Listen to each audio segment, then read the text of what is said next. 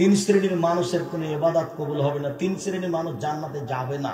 আমি বলিনি, এই কথা মুহাম্মদ সাল্লাল্লাহু আলাইহি ওয়াসাল্লাম বলেছেন। তিনি বলেছেন সালাসা, তিন শ্রেণীর মানুষ জান্নাতে আবাদা, কখনো জান্নাতে যাবে না।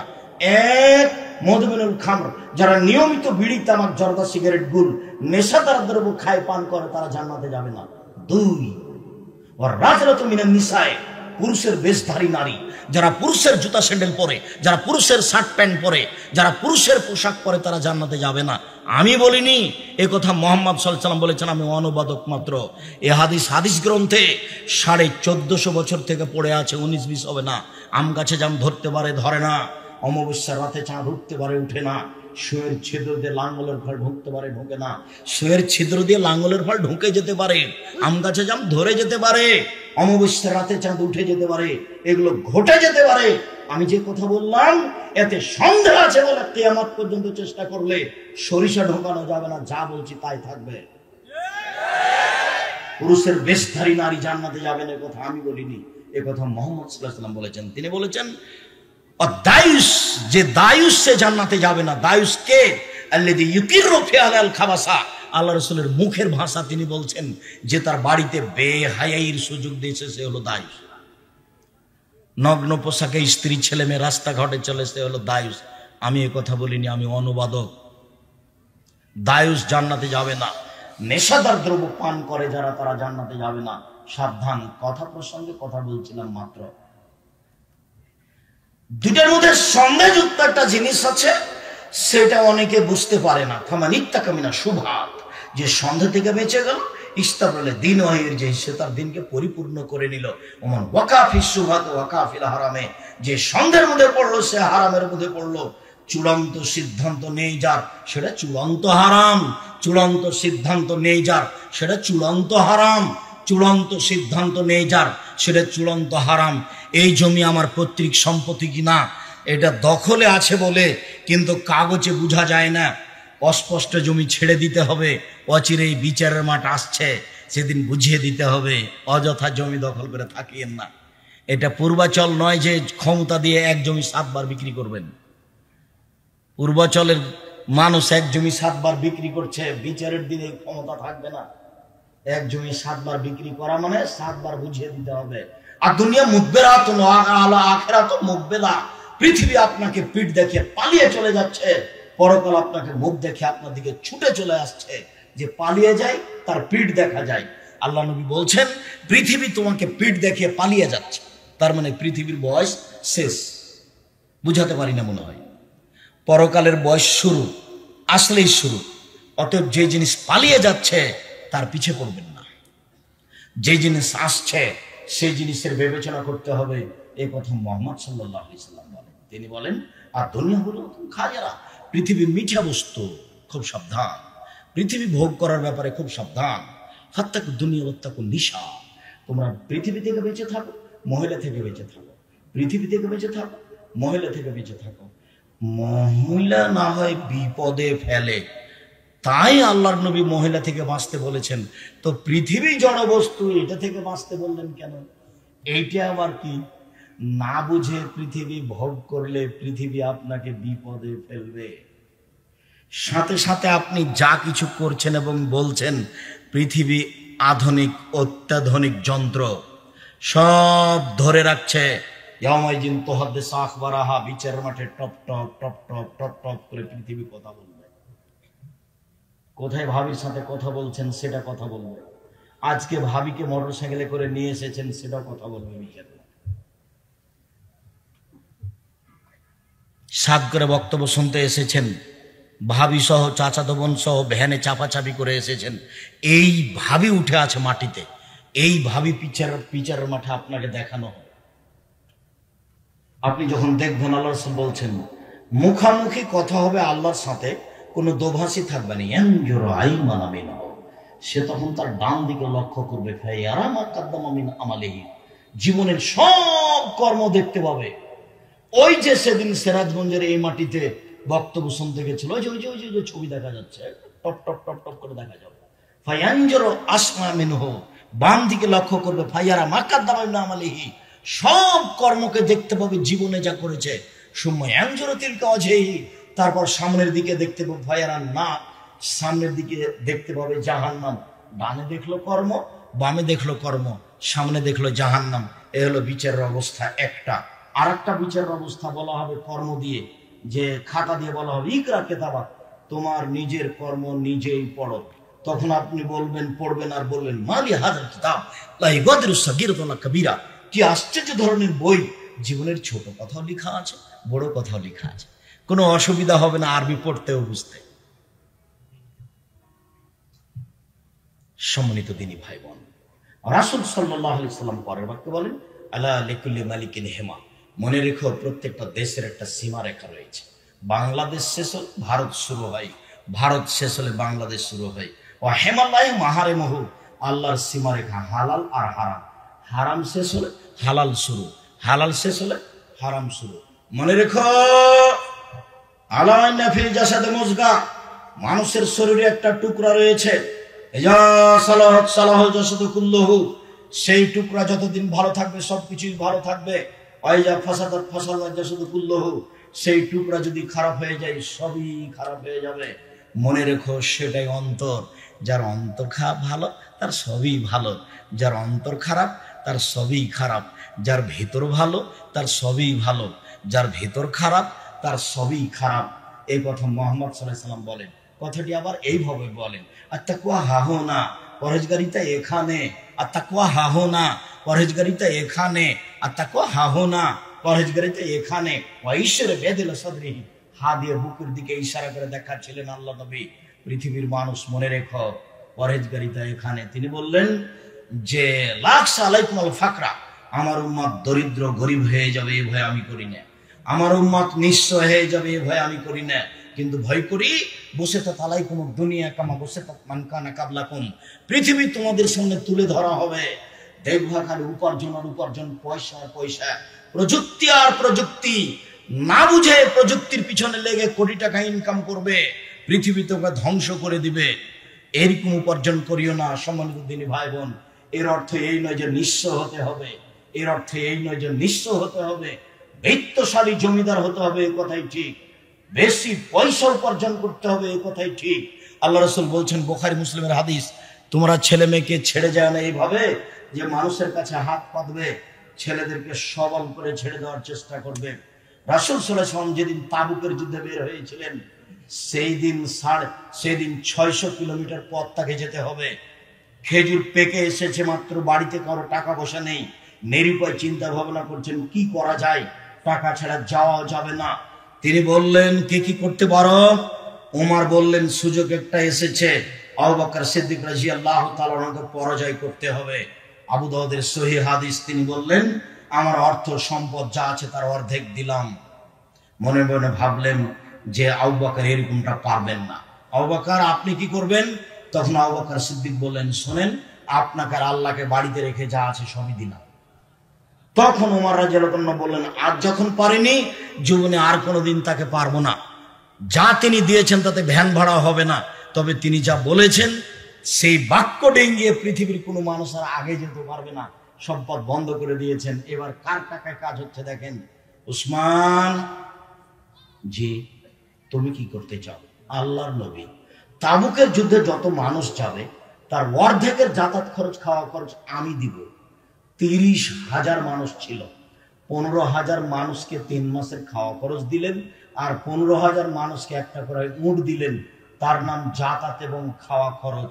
সেই সময়ে তিনি সৌদি আরবে সবচেয়ে বড় ব্যবসায়ী ছিলেন, উট তার সবচেয়ে বেশি ছিল, তিনি ছিলেন বড় ব্যবসায়ী, তার নাম ধনী। এখন যদি কোনো বৃত্তশালীকে, সরকারকে বলা হয় যে 15,000 মানুষকে আপনি 3 মাস খেতে দেন, তাহলে রাজি হবে। তার নাম ধনী। মনে রাখবেন, রাজশাহী চাঁপাইনবাবগঞ্জের মানুষ মতো মানুষ হবেন না। কেন আব্দুর রাজ্জাক সাহেব কথা বললেন? তারা বাড়ির বাইরে যায় না, বিদেশে যাবে না, বাড়ি ঘর ছেড়ে যাবে না, ছেলে মেয়েকে ছেড়ে যাবে না, আর কি তারা ব্যবসা করবে না, কি করবে? তারা চাকরি করবে। চাকরি করে কি হবে? বলে যা বেতন পেয়েছে তা 25 দিনে শেষ হবে, তা 5 দিন কি করবে? ধার কর্জ করে যাবে। আবার যখন বেতন পাবে তখন দিতে দিতে আবার শেষ হয়ে যাবে, আবার 25, আবার 25। তো ও নিজের উপকার করবে না, বাপ মায়ের করবে না, জাতির করবে না, জনগণের করবে? কিছুই করতে পারবে না। জাতির উপকার করতে হলে রাসূল সাল্লাল্লাহু আলাইহি ওয়াসাল্লামের কথা গ্রহণ করতে হবে। আল্লাহ রাসূল চাষ করা কাজটাকে পছন্দ করেননি, তবে জায়েজ বলেছেন। জমি চাষ করলে অন্তর শক্ত হয়ে যায়। আবার ব্যবসার ব্যাপারে বলছেন কেমন কথা দেখেন, আত-তাজিরা সাদিকাল আমিন ইয়াকুল ইয়াউমুল কিয়ামা মা শুহাদা ওয়া সিদ্দিকুল আম্বিয়া।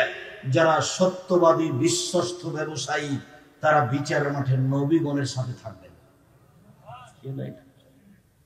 আবার বলছেন আত-তিজারাত মাল কিযবাল হালাফ, ব্যবসাতে মিথ্যা কথা চলে আসে, কসম চলে আসে।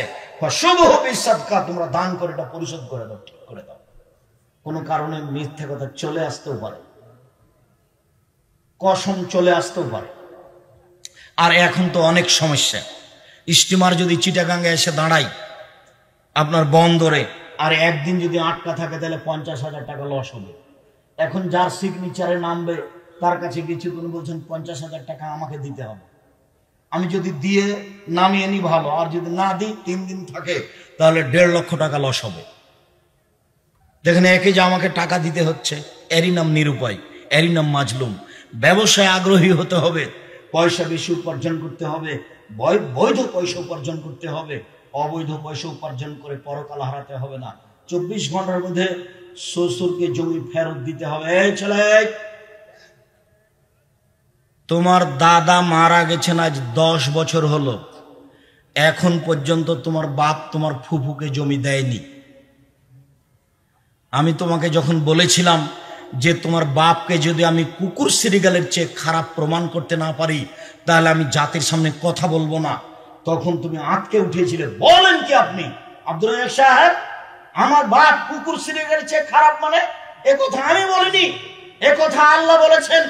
বুঝেও বুঝে না ওরা, অন্তর আছে বুঝে না, দেখেও দেখে না ওরা, চক্ষু আছে দেখে না, শুনেও শুনে না ওরা, কান আছে শুনে না। উলাইকা কালানাম, তারা পশু প্রাণীর মতো, তারা গরু ছাগলের মতো, তারা কুকুর সিলের মতো, বাল হাজার বরং তার চেয়ে খারাপ। এই ছেলে, তোমার বাপ মারা, তোমার দাদা মারা গেছে 10 বিঘা জমি রেখে, তোমার বাপ পাবে সকালে জমি আর তোমার ফুফু পাবে বিকেলে জমির ভাগ, না একসাথে পাবে? একসাথে। তো এখনো তো তোমার বাপ জমি তোমার ফুফুকে দেয়নি। তোমার বাপকে যদি আমি কুকুর সিরিগলের চেয়ে খারাপ প্রমাণ করতে না পারি, জাতির সামনে কথা বলবো না। সম্মানিত দিনী ভাই বোন, আমি আপনাকে কটু কথা বলে কষ্ট দিতে চাইনি। আল্লাহ তাআলা এভাবে বলেছেন তাই আপনাকে শুনিয়ে রাখলাম। আপনি সতর্ক হন, বৈধ উপার্জন করেন। আল্লাহ তুমি আমাদের বৈধ উপার্জনের তৌফিক দান করো। শেষে আমার দাবিটা স্মরণ রাখতে হবে, আমার মনে বড় সাধ, আমি এদেশের মাটিতে উন্নত মানের প্রতিষ্ঠান গড়বই গড়ব ইনশাল্লাহ। সেটাই জামিয়া সালাফে ডাঙ্গিপাড়া পাওয়া রাজশাহী, সেটাই জামিয়া সালাফে রূপগঞ্জ নারায়ণগঞ্জ ঢাকা। আজকে জামিয়া সালাফে রূপগঞ্জ নারায়ণগঞ্জ ঢাকার ওই বায়তুল হাম জামি মসজিদের উদ্বোধন করলাম। তার মানে বালু ভরাট ফেলা শেষ হয়েছে। 200 শতক জমির উপরে বায়তুল হাম জামি মসজিদ গড়বে ইনশাল্লাহ। যারা একতলাতে মুসল্লি ধরবে 10,000। বলে আসলাম আমার হাতে টাকা নেই, এ কথা সত্য। এখানে মসজিদ গড়বে, এ কথা সত্য। ইনশাল্লাহ গড়বেই গড়বে। কিভাবে গড়বে তা আমি জানি না, নিশ্চিত গড়বে, অবধারিত গড়বে, গড়বেই গড়বে ইনশাল্লাহ। 2013 সালের 24 আগস্ট রোজ মঙ্গলবার আমি জামিয়া সালাফে হাঁটাবো, বীর হাঁটাবো রূপগঞ্জ নারায়ণগঞ্জ ঢাকা। 300 ফুট রাস্তার মাথায় পূর্বাচলের মাটিতে বলেছিলাম আমার হাতে টাকা নেই, এ কথা সত্য। এখানে প্রতিষ্ঠান গড়বে, এ কথা সত্য। ইনশাল্লাহ গড়বে গড়বে। এখন প্রতিষ্ঠানটি প্রায় 50 বিঘা জমির উপর অবস্থান করে। 2 প্রতিষ্ঠানে প্রায় 3 হাজার ছেলে মেয়ে পড়াশোনা করে, সব ভিন্ন ভিন্ন। যেখানে 300 জন এতিম আছে, 500 জন অসহায় ছেলে মেয়ে আছে। ওদের জন্য দোয়া করবেন যেন তারা শিক্ষা অর্জন করে জাতির সেবা করতে পারে, পরকালের সফলতা অর্জন করতে পারে। সাথে সাথে যত বই পুস্তক আছে আজকের আলোচনা উপদেশ বইয়ে পাবেন। আর একটা বই নতুন বের হয়েছে পোশাক, আব্দুর রাজ্জাক বিন ইউসুফ। আর নামাজের উপরে বইটা বের হয়েছে, আব্দুল্লাহর বই কিনেন, মিন্নাতুল বারি সবাই কিনেন। আর সবাই নিয়ে যাবেন জামিয়া সালাফের মুখপাত্র মাসিকা লিতেশাম পত্রিকা। দিনী ভাই বোনকে মাসিকা লিতেশাম পত্রিকা নিয়ে যাওয়ার অনুরোধ জানিয়ে, যে আলোচনা করলাম সে আলোচনা মেনে চলার অনুরোধ জানিয়ে আমরা আলোচনা এখানে শেষ করছি। কিছু জিজ্ঞাসা, এত প্রশ্ন জবাব দিব, এগুলো কি জিজ্ঞাসা করতে দাও? জিজ্ঞাসা অনেক সময় কটু কথা আছে।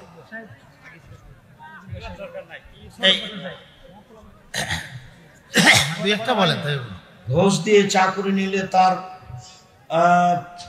তার বেতনের টাকা কি হালাল? যদি ও পরীক্ষায় ফার্স্ট হয়েছে তবুও টাকা লাগে তাহলে ও মাজলুম, তাছাড়া তার হারাম।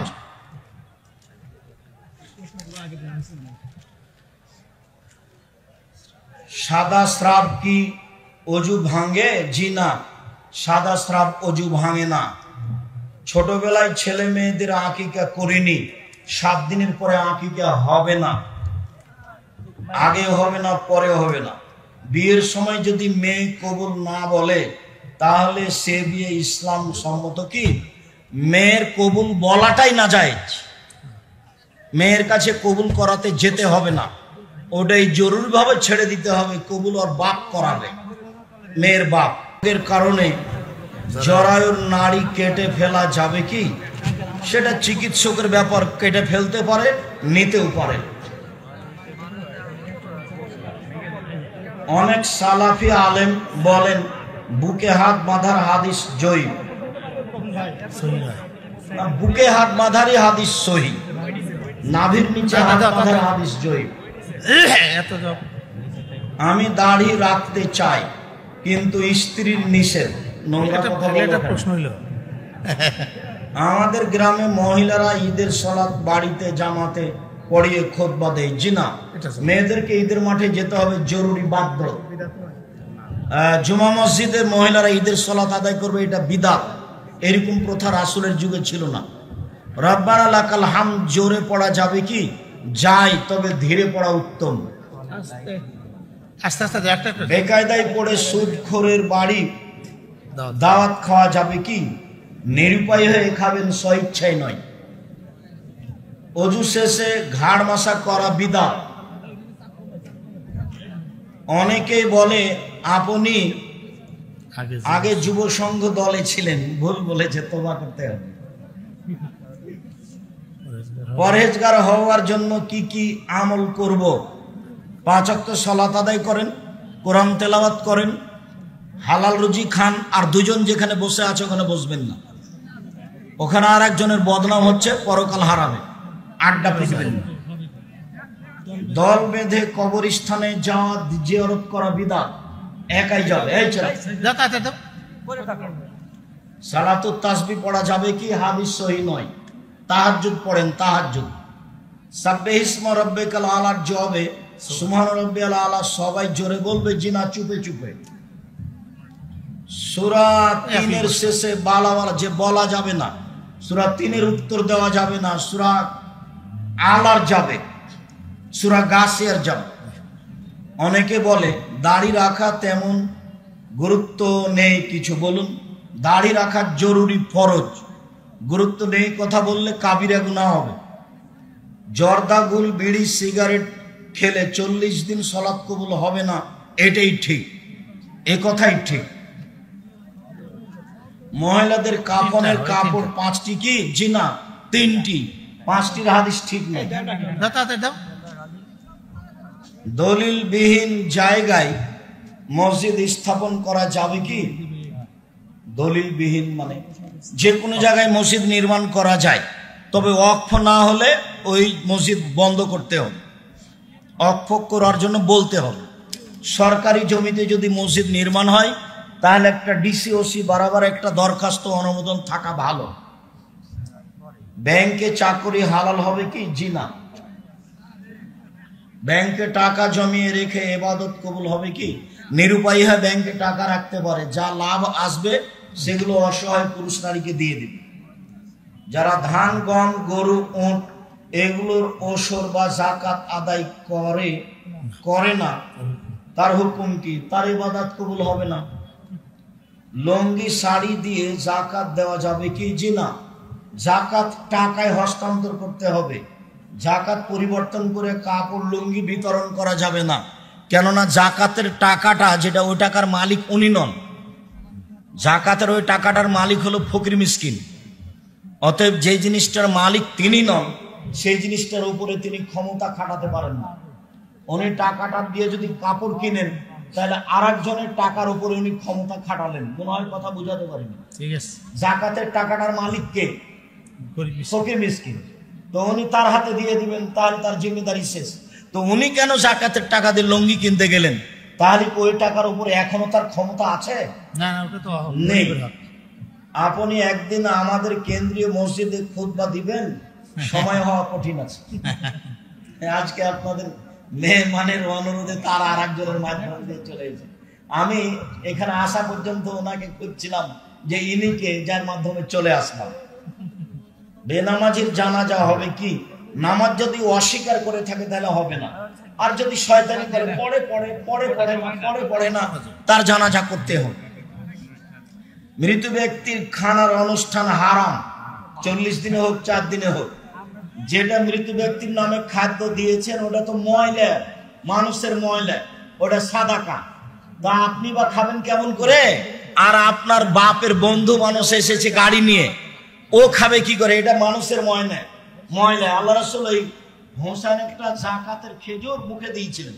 আল্লাহ নবী ভাবতে উঠে মুখের ভিতরে আঙ্গুল ঢুকিয়ে খেজুরটা বের করে বলেছিলেন, আমার সারতা, এই তুমি বুঝো না সাদকা হচ্ছে মানুষের ময়লা? আমি খাই না, আমার বংশ খায় না, আমার বাড়িতে যে কাজ করে সেও খায় না, তাদের উপর হারাম। কাজে ওইভাবে মরা মানুষের অনুষ্ঠান করা হারাম। হানাবি কিছু ভাই বলে আহলে হাদিস ইংরেজদের থেকে এসেছে, এটা অপবাদ। তাকে জবাব দিতে হবে বিচারের মাঠে এবং দুনিয়াতেও। অত্র মসজিদে জুমার আজান 2টি, 1টি দিতে হবে, 2টি নয়।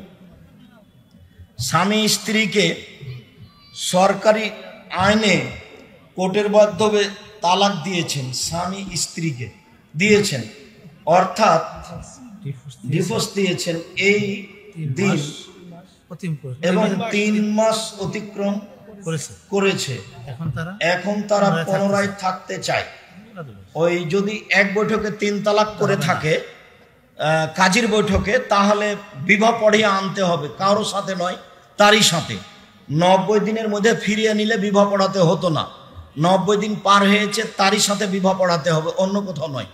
আর যদি 3 মাসে 3 তালাক দিয়ে থাকে তাহলে আর ফেরত নেওয়া যাবে না। স্ত্রী সহবাসের দোয়া মুখস্থ করতে হবে। শুকরিয়া, জাযাকুমুল্লাহ খান। দীর্ঘ সময় ধরে আমরা যখন খাবার খাই তখন খাবার খাওয়ার ভিতরে পানি খাই, তখন আমরা ডান হাতের সাথে বাম হাত ব্যবহার করি। কোনো সময় করা যাবে না। বাম হাতে শয়তান খায়, আল্লাহ রাসূল বলেছেন। বাম হাতে গিলাস ধরে ডান হাত লাগিয়ে খেতে পাবেন না, এবারে চিরদিনের জন্য হারাম। ডান হাতে ধরতে হবে, বলে ভাত লেগে আছে যে চেটে খান, আর না হলে ওই সহই আপনি গিলাস ধরেন, আর না হলে খেজুর খান। অনেক লোক বলা বলি করে যে সে যদি মুসলিম হয়, সে যতই পাপ করুক তাকে পাপের সাজা দিয়ে আল্লাহ একদিন তাকে জান্নাতে দিবেন। কথা ঠিক। তো মুসলিম আছে তো, এটা বাংলাদেশ মানে বিপদ সীমার উপর দেশ, শির কাছে শিরকে ইমান কেটে যায়, কখন যে কেটে গেছে।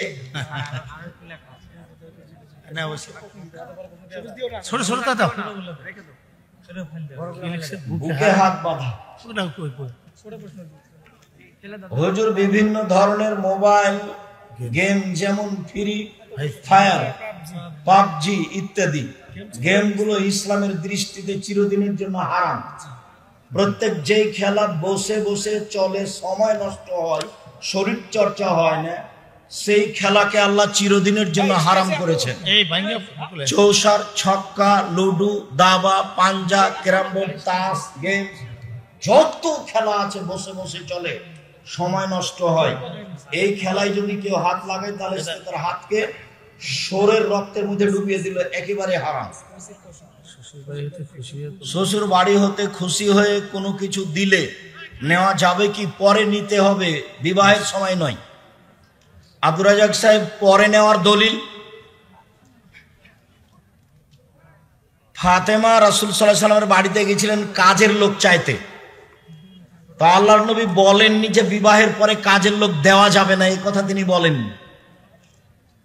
তিনি বলেছিলেন যে তুমি এগুলো বলো, তাহলে আর কাজের লোক লাগবে না। তো বিবাহের পরে বাপ মেয়েকে কিছু দিতে পারে তার প্রমাণ এইটাই।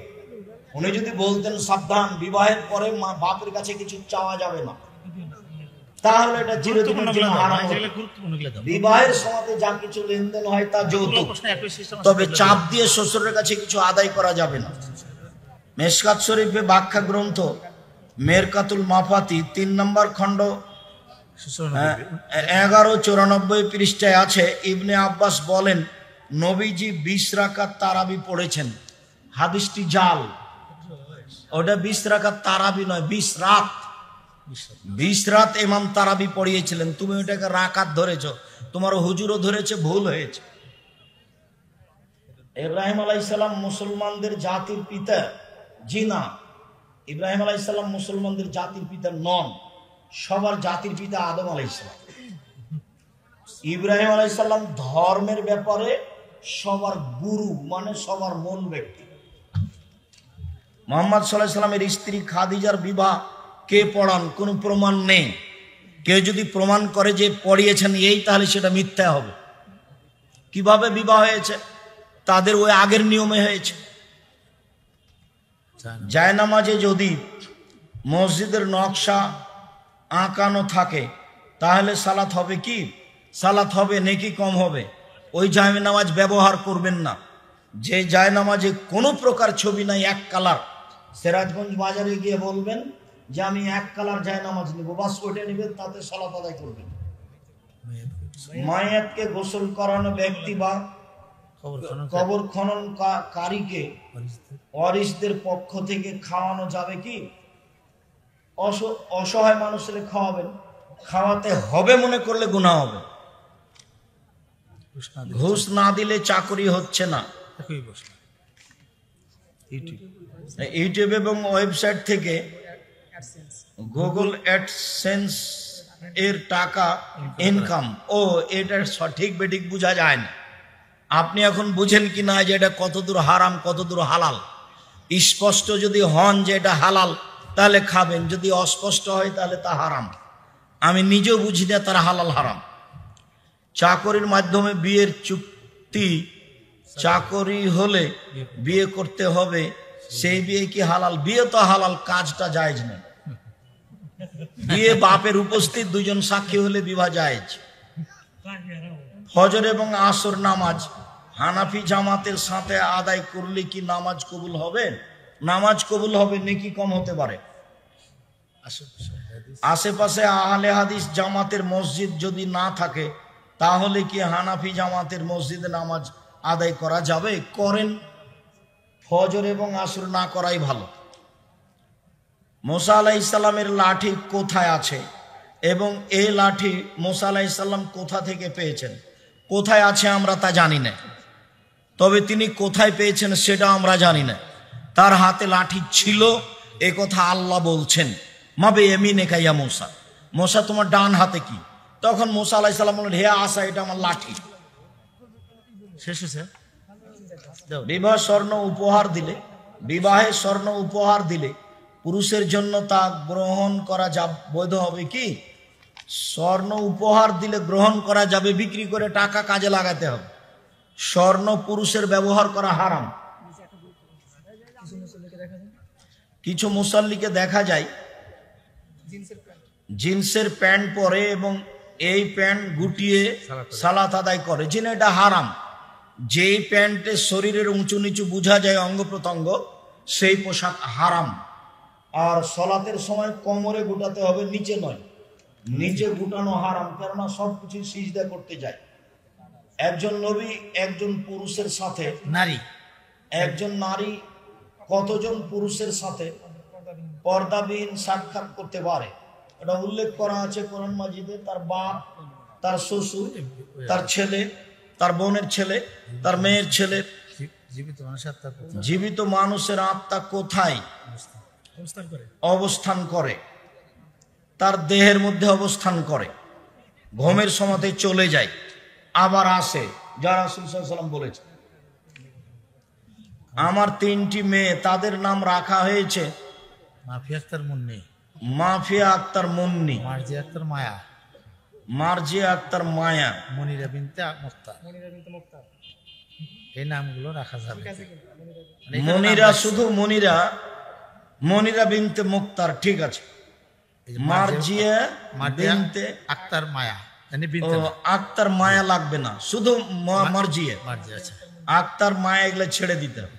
মাফিয়া আক্তার, মাফিয়া, এটাও একটা মাফিয়া, আফিয়া হয় মাফিয়ার চেয়ে আফিফা। বিবাহের মহারানা হিসাবে কোন নারী যদি বিবাহের পর স্বামীর সাথে হজে যেতে ইচ্ছা করে তবে তা মহারানা হিসাবে গ্রহণযোগ্য হবে কি? স্বামী স্ত্রীর চুক্তিতে যদি হয়তো হবে, তোমাকে হজে নিয়ে যাব, তোমার সাথে যে মোহর ছিল সেটা আমি এরই মধ্যে পরিশোধ করে দিলাম, তো স্বামী যে স্ত্রী যদি রাজি থাকে হবে। ছাড়ো, শুকরিয়া, জাযাকুমুল্লাহ খাইর। আল্লাহ আমাদের যারা মারা গেছে তুমি তাদের কবরের শাস্তি মাফ করো, আমরা যারা অসুস্থ তুমি তাদের আরোগ্য দান করো, আমরা যারা বেঁচে আছি তুমি তাদেরকে তোমার রাসূলের পদ্ধতি অনুযায়ী চলার তৌফিক দান করো। আমিন। আজকের যে আলোচনা সে আলোচনা মেনে চলার তৌফিক দান করো। আমিন। তোমার দরবারে এই জোরালো দাবি ও দাওয়া দোয়া রেখে আজকের সংক্ষিপ্ত আলোচনা এখানে শেষ করলাম। সুবহানাকা আল্লাহুম্মা ওয়া বিহামদিকা আশহাদু আল্লা ইলাহা ইল্লা আনতা আস্তাগফিরুকা ওয়া আতুবু ইলাইক। আসসালামু আলাইকুম ওয়া রাহমাতুল্লাহ। অবশ্যই কেউ মাসিক আল ইতিসাম পত্রিকা ছাড়া যাবেন না। নিজের কাছে যদি না থাকে তাহলে অন্যের কাছে টাকা নিয়ে যাবেন।